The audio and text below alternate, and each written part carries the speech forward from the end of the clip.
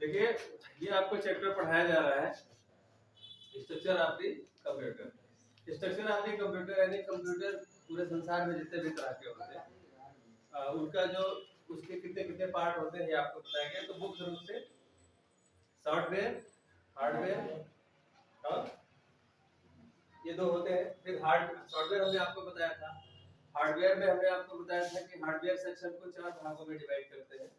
पहला होता है सीपीयू, दूसरा पेरिफेरल्स, फिर मदरबोर्ड और एसएमपीएस। ये 4 भागों में हम डिवाइड करते हैं। तो सीपीयू में आपको बता चुका हूं, सीपीयू के अंदर 3 पार्ट होते थे, सीयू, एएलयू और मेमोरी। ये सब रट जाना चाहिए था। सीयू, एएलयू और मेमोरी। मेमोरी में 3 तरह की मेमोरी हमने बताई थी।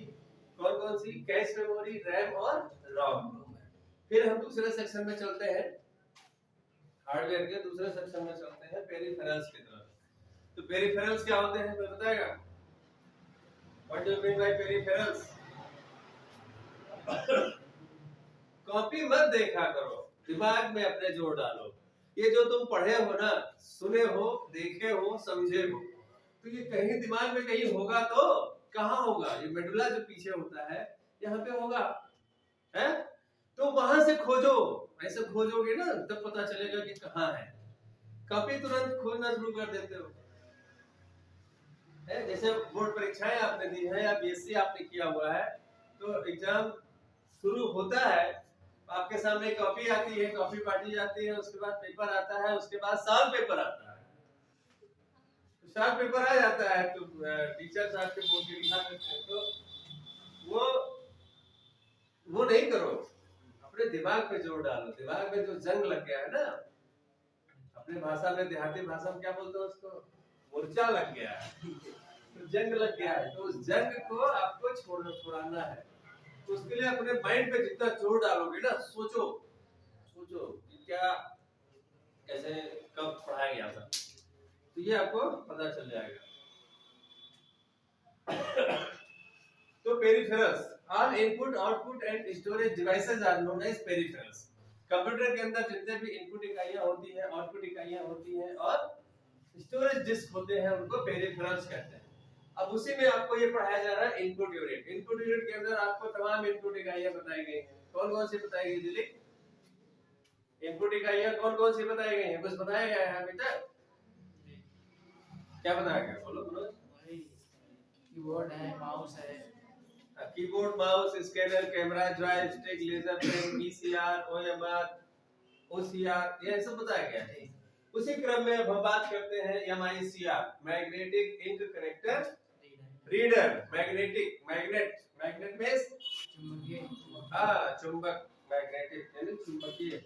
इंक करेक्टर रीडर, चुंबकीय प्रभाव वाले इंक के माध्यम से किसी पेज पर लिखे गए अक्षर या नंबर, उसको बोलते हैं, उसको पढ़ने के लिए जो इनपुट यूनिट का प्रयोग होता है वो होता है एमआईसीआर।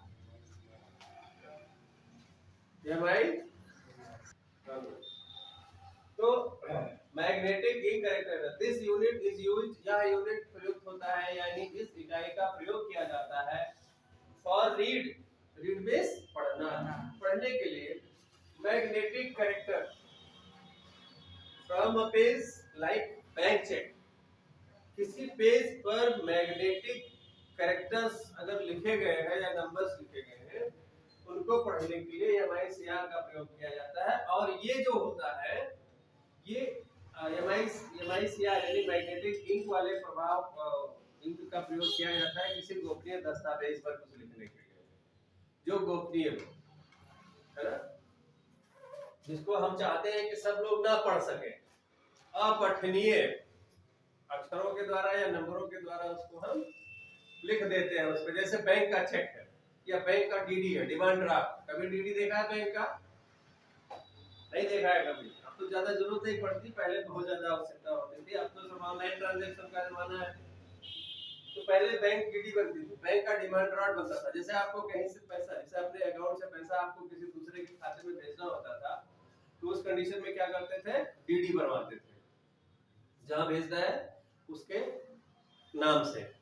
तो उस डीडी पर कुछ ऐसे संकेत होते थे, कुछ ऐसे अपठनीय डाटा होते थे जिनको पढ़ने के लिए हमें MICR की आवश्यकता होती है।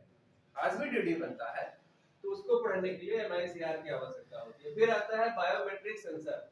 बायोमेट्रिक सेंसर क्या होता है?